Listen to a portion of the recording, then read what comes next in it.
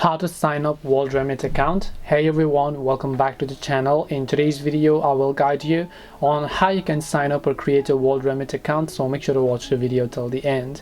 In order to basically create a WorldRemit account, just go to worldremit.com and then just hit the sign up option from the top right hand side. Once you click the sign up button from the top right, you'll be able to simply create an account. So first of all, select which country you're trying to send money from. Now you can see there are only a limited number of regions as it is not available worldwide, but still you can send money within those countries, right?